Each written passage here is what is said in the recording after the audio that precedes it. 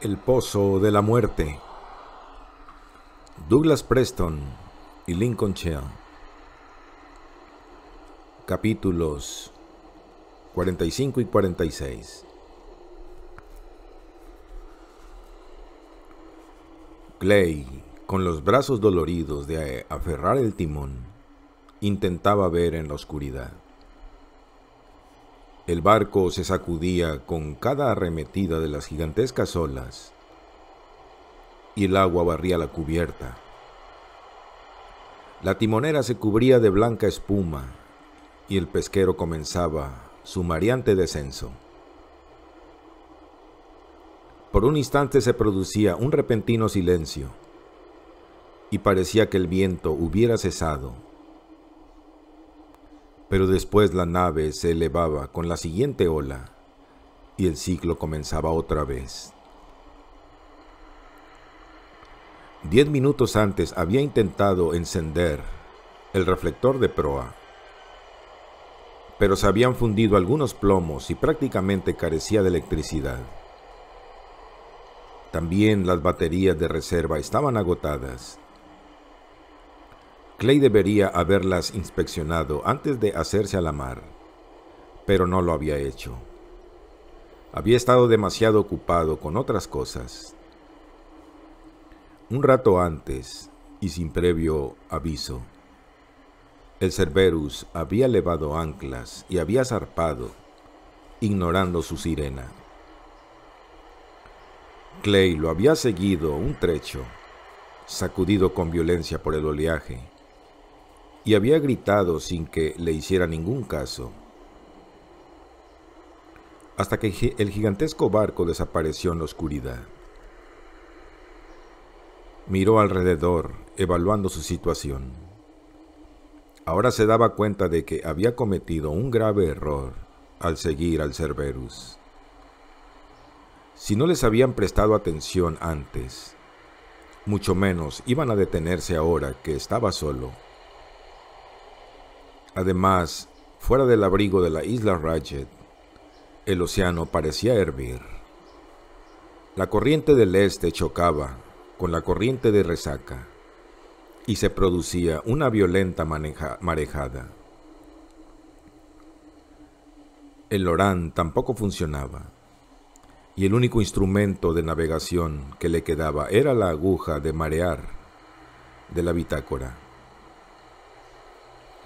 Clay intentó fijar el rumbo del barco con la brújula, pero no era un navegante experimentado, y sin luz eléctrica solo podía mirar la brújula de manera intermitente, a la luz de los relámpagos.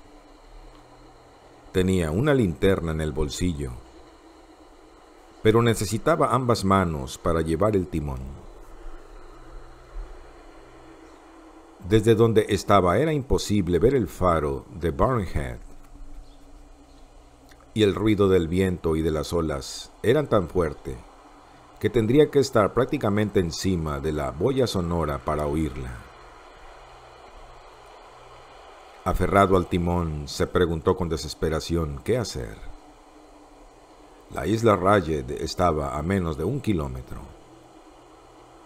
Clay sabía que incluso un marinero muy experimentado tendría muchas dificultades en conducir el barco con este tiempo a través de los arrecifes y hasta el muelle de Talese. Pero aunque ya no estaba tan decidido a desembarcar en la isla Ratchet, sabía que sería todavía más difícil navegar los 12 kilómetros infernales que le separaban de Stonehaven. Creyó oír en 2 ocasiones el ruido de los motores del Cerberus, pero no tenía sentido. Primero se dirigía hacia el este y luego en dirección contraria, hacia el oeste, como si estuvieran buscando o esperando alguna cosa.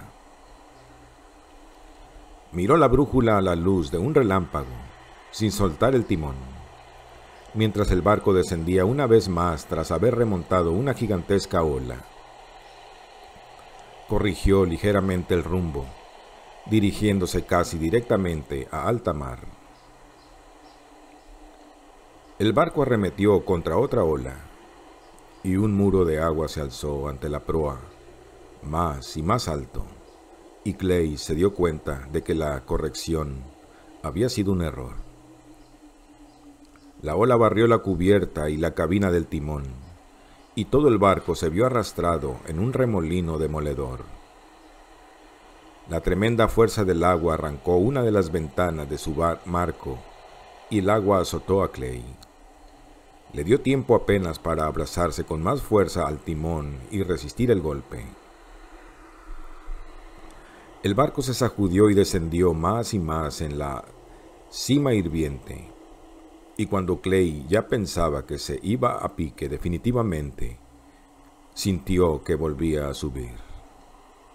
Remontó la ola, y el pastor vio ante sí la mar revuelta por la tormenta. Pero más adelante había una zona en sombras, donde las aguas estaban más tranquilas, al socaire de la isla Ratchet. Clay levantó la vista al cielo y unas pocas palabras escaparon de sus labios. «Señor, hágase tu voluntad». Y luego continuó luchando contra el mar. Viró el barco en diagonal y volvió a abrazarse al timón cuando otra ola penetró en la cabina por la ventana abierta. El barco remontó la ola y descendió hacia aguas más tranquilas. Clay no tuvo tiempo de respirar aliviado, pues enseguida advirtió que las aguas estaban más serenas, solo en comparación con la tormenta que agitaba el mar un poco más lejos. Pero a pesar de las fuertes corrientes, ahora al menos podía rodear la isla hasta llegar al fondo de Adero. Aumentó un poco la velocidad y el motor le respondió con un zumbido tranquilizador. La velocidad parecía haber aumentado la estabilidad del barco, pero con la ventana rota y el faro de proa apagado, Clay solo tenía breves momentos de visibilidad cuando estaba a la cresta de las olas, y le resultaba muy difícil navegar en esas condiciones. Pensó que tal vez sería mejor aminorar la velocidad. Por sí. El barco encalló con estrépito en los arrecifes. La sacudida arrojó a Clay violentamente contra el timón y la hirió la nariz, y luego fue lanzado de rebote contra la pared de la timonera. Una ola anegó el barco y otra lo zarandeó hacia adelante. Clay, escupiendo sangre y aturdido, trató de llegar al timón, y en ese instante una tercera ola hizo escorar peligrosamente el barco, y el pastor fue despedido de la cubierta y lanzado a un perfecto caos de agua y viento.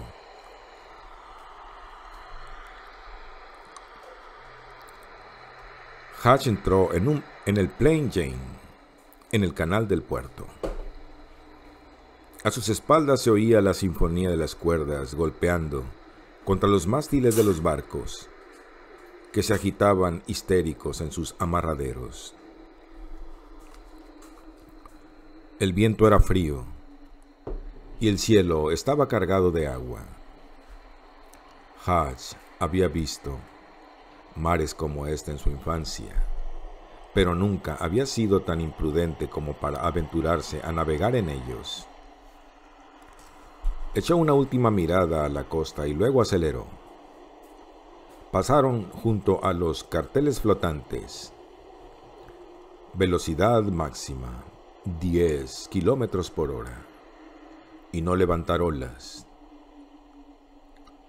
Tan zarandeados por el mar que colgaban de costado, como aceptando su derrota. Von Terr se puso al lado de Hatch y se cogió con las dos manos al cuadro de mandos. «¿Y bien?», le gritó al oído. «Isobel, he sido un tonto», le respondió Hatch, también gritando. He visto los mismos síntomas cientos de veces. Lo he tenido todo el tiempo ante mí y no me he dado cuenta. Todo aquel que ha recibido radioterapia para tratar un cáncer sabe muy bien de qué se trata. ¿Radioterapia? Sí. ¿Qué le sucede a esos pacientes? Sufren náuseas, pierden sus fuerzas, se les cae el pelo y sus glóbulos blancos disminuyen radicalmente. Y en todas las entrañas, enfermedades que he tratado esta semana, aparecen estos síntomas. Von Terr lo miró con ojos como plato. ¿La espada de San Miguel es radioactiva? Piensa en eso. La exposición prolongada a la radiactividad mata las células de la médula. Básicamente impide la multiplicación celular. Deteriora el sistema inmunológico y hace de ti una presa fácil. Es por eso que los trabajadores de Thalassa tenían todas esas enfermedades exóticas que me despistaron. Pero la falta de multiplicación celular hace que se detenga el proceso de cicatrización y provoca la caída del cabello. Mira qué lentamente ha cicatrizado mi propia mano. Una exposición intensa y prolongada produce osteoporosis y pérdida de dientes. Son síntomas semejantes a los del escorbuto.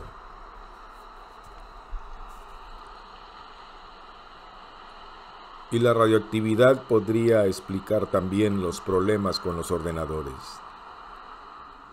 ¿Qué quieres decir? Las radiaciones esporádicas provocan el caos en los aparatos microelectrónicos.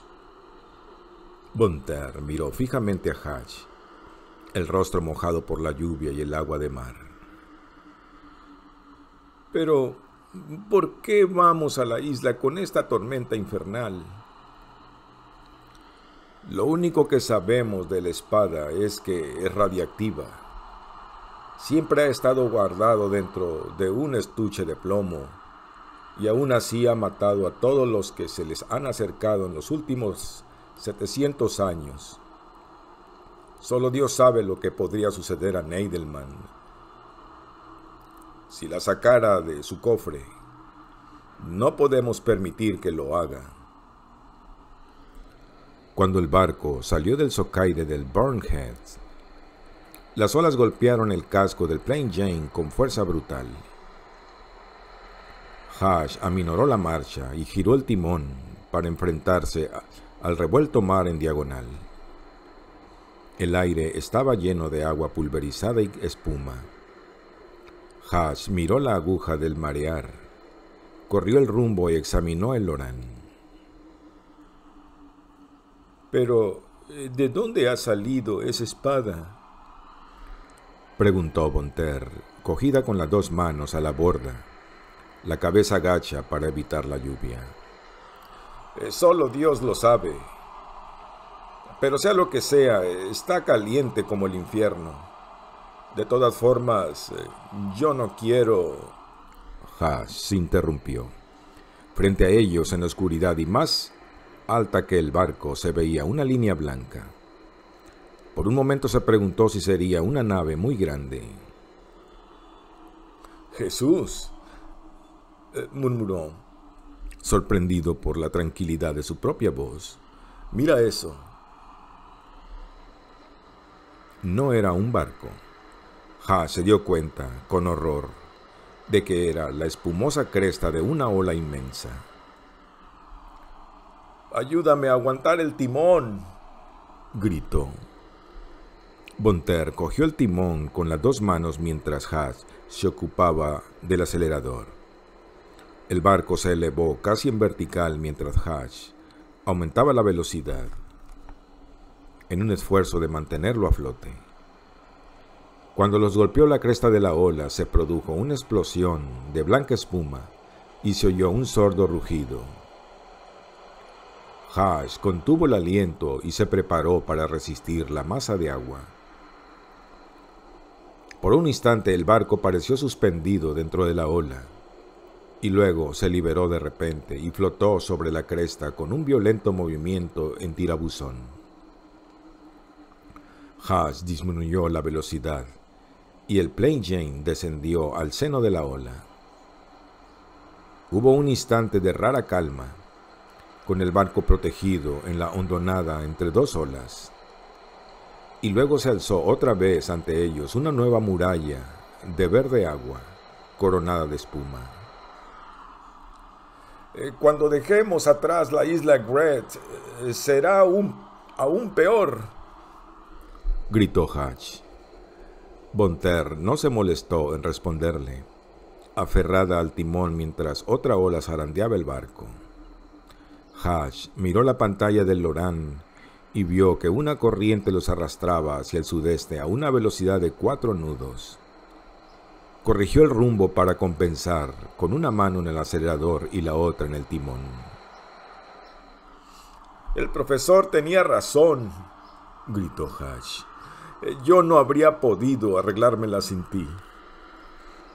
El viento y la lluvia habían hecho que a Von Terr se le soltara el pelo que llevaba recogido bajo la gorra y le caía sobre la espalda en una seductora maraña negra. El rostro de la joven estaba sonrosado. Hatch no sabía si de miedo o emoción. Otra gran ola se alzó amenazante y Hatch apartó sus ojos del rostro de Von Terr. ¿Y cómo harás para convencer a Neidelman de que la espada es radiactiva?, preguntó la arqueóloga.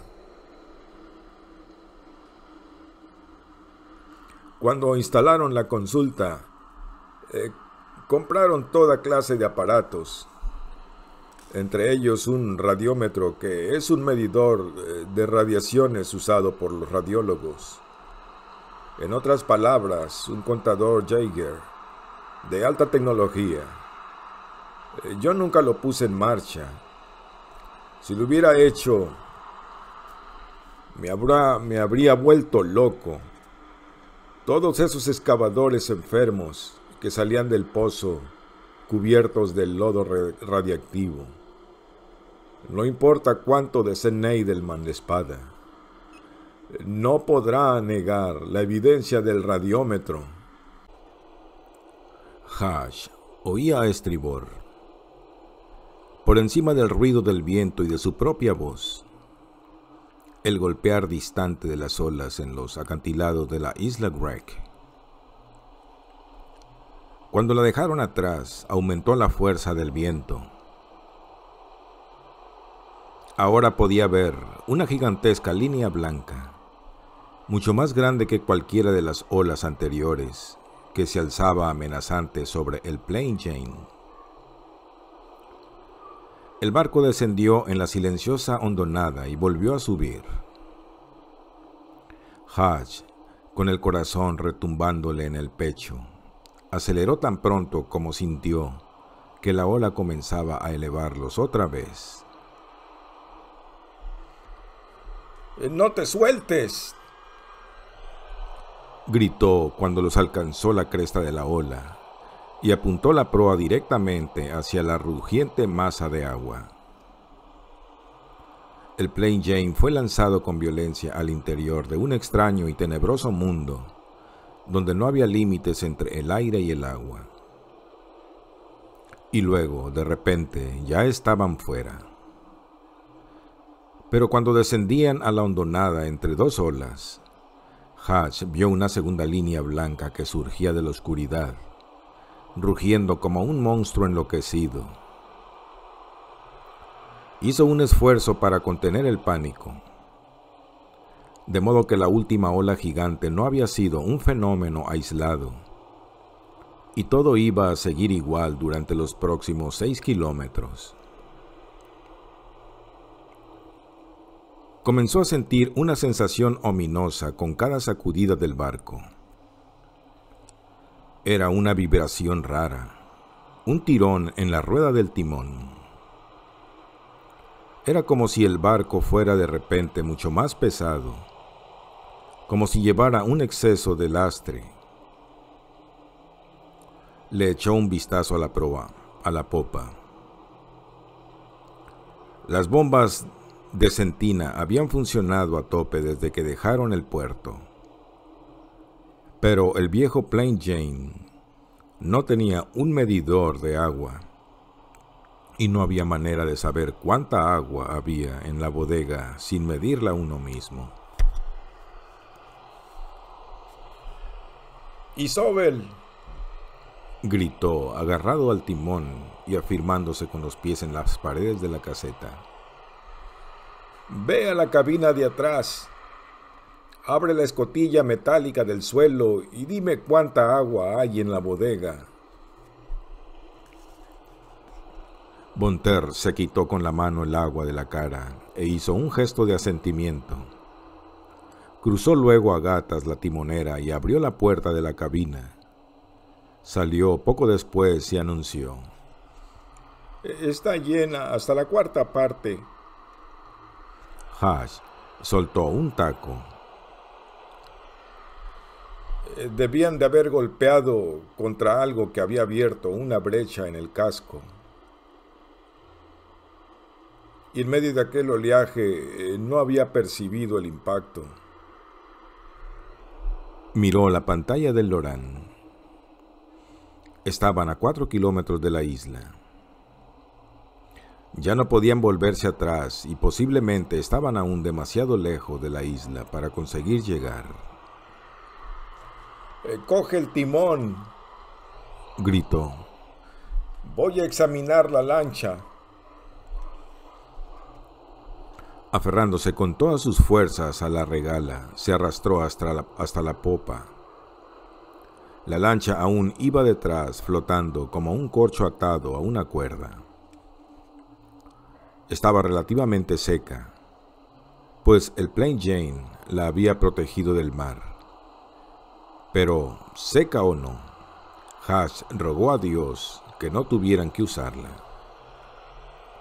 Cuando Von Terr le dejó otra vez el timón, advirtió que el barco estaba mucho más pesado y le llevaba más tiempo remontar las masas de agua que lo empujaban al fondo.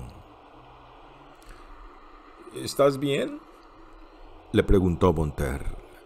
«Sí», dijo Hatch. «¿Y tú?». «Estoy asustada». El barco volvió a hundirse en el seno de una ola y Hatch se preparó para subirla, la mano en la manivela del acelerador. Pero la subida no se produjo. Hatch esperó y por fin comenzaron a subir, pero más lentamente. Por un momento pensó que quizá el Loran no funcionaba bien y que ya estaban al socaire de la isla. Y entonces oyó un ruido sordo e inesperado. Ante ellos, imponente, rugiendo y gorgoteando como una criatura dotada de vida, se alzaba el Himalaya, a todas las olas, coronada por una cresta de espuma. Von Terr también la había visto. Ninguno de los dos dijo nada. El barco subió y subió en un instante que pareció durar una eternidad. Luego la ola les dio de lleno. El Plain Jane se zarandeó violentamente y quedó casi en posición vertical. Hatch, agarrando al timón, sintió que el suelo se escapaba bajo sus pies. El agua de la bodega hacía escorar el barco. Y luego la rueda del timón se aflojó de repente. Y Hatch se dio cuenta de que el Plain Jane estaba zozobrando. La nave quedó de lado y comenzó a hundirse rápidamente, demasiado llena de agua para enderezarse. Hatch miró hacia atrás. En la lancha también había agua, pero aún flotaba. Bonter, que seguía atentamente todos sus movimientos, hizo un gesto de asentimiento con la cabeza. Agarrados a la borda y sumergidos en el agua hasta la cintura, se dirigieron a duras penas hacia la popa. Hatch sabía que esas olas monstruosas, por lo general, eran seguidas de otras más pequeñas. Tenían 2 minutos, quizá 3, para subir a la lancha y abandonar el Plain Jane antes de que los arrastrara al fondo. Hatch, agarrado a la regala, contuvo el aliento cuando el agua los cubrió una vez y luego otra. Su mano tocó las barandillas de la popa, pero el perno que sujetaba la lancha estaba ya bajo el agua, demasiado hondo para cogerlo. A tientas encontró el amarre. Soltó la barandilla y comenzó a tirar con todas sus fuerzas de la cuerda, luchando frenéticamente contra el tirón del agua hasta que chocó contra la proa de la lancha. Se arrojó dentro y cayó pesadamente al fondo. Se enderezó de inmediato y miró hacia atrás buscando a Bonter. Continuaba agarrada a la popa.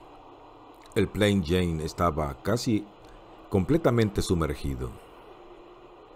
Hatch cogió la amarra y comenzó a empujar la lancha para acercarla al perno que la sujetaba al barco. Otra gran ola lo levantó. Se inclinó, cogió a Bonter por debajo de los brazos y la subió a la lancha. Cuando la ola pasó, el Plain Jane se dio la vuelta y comenzó a sumergirse en medio de un torbellino de burbujas. «Tenemos que soltarnos», gritó Hatch. Cogió el cuchillo que llevaba en el bolsillo y comenzó a cortar frenéticamente la amarra. La lancha se deslizó libre sobre las olas justo cuando el Plain Jane apuntaba con la popa al oscuro cielo y desaparecía en las profundidades.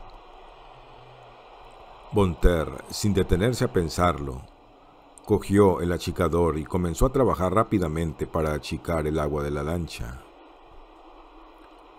Él fue a popa e intentó poner en marcha el motor fuera de borda. Se oyó una tos, un bufido y luego un tenue carraspeo, apenas audible en medio del fragor del océano. Hatch, con el motor marchando en vacío, comenzó a vaciar la lancha en el segundo achicuador. Pero fue inútil. Sin el refugio de la mole del Plain Jane, la pequeña embarcación soportaba todo el peso de la tormenta y entraba más agua de lo que Hatch y Bonter podían achicar. «Tenemos que virar y ponernos en sentido contrario al mar», dijo Bonter. «Tú achica, que yo conduzco la lancha». «Pero ahora mismo». Bonter gateó hasta la popa, puso el pequeño motor en marcha y aceleró, girando la lancha hasta que quedó de costado. «¿Qué estás haciendo?», gritó Hatch. «Tú achica», fue la respuesta de ella. La popa de la lancha se hundió y el agua que llenaba la lancha se volcó hacia allí. Y precisamente cuando una gran ola avanzó sobre ellos, la joven aceleró de repente y la lancha se elevó sobre la superficie. Bonter volvió a girar y navegó sobre la ola, como si lo hiciera sobre una tabla de surf. La maniobra contradecía todo lo que Hatch había aprendido sobre navegación. Aterrado, dejó caer el achicador, y cuando la lancha avanzó más rápido, se agarró con las 2 manos a la borda. «Sigue achicando». Bonter estiró el brazo hacia atrás y volvió la llave de paso de popa. La lancha se vació y avanzó a una velocidad aún mayor. Nos mataremos, chilló Hatch. No es la primera vez que hago esto.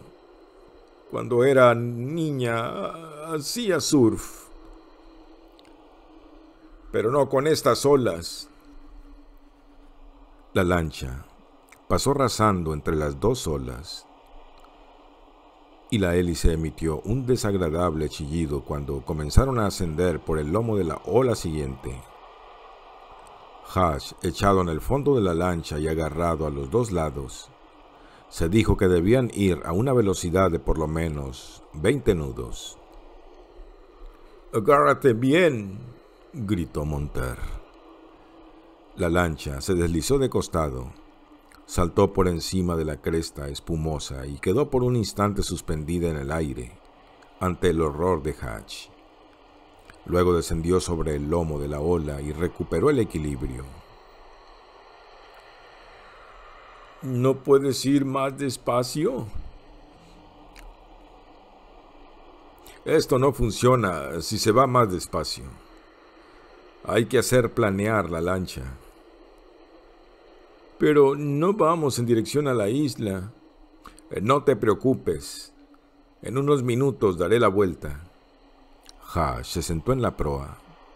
Se daba cuenta de que Monter trataba de permanecer el mayor tiempo posible en el seno de las olas, donde el viento no llegaba, transgrediendo la regla fundamental que establece que nunca se navega del lado en mar gruesa.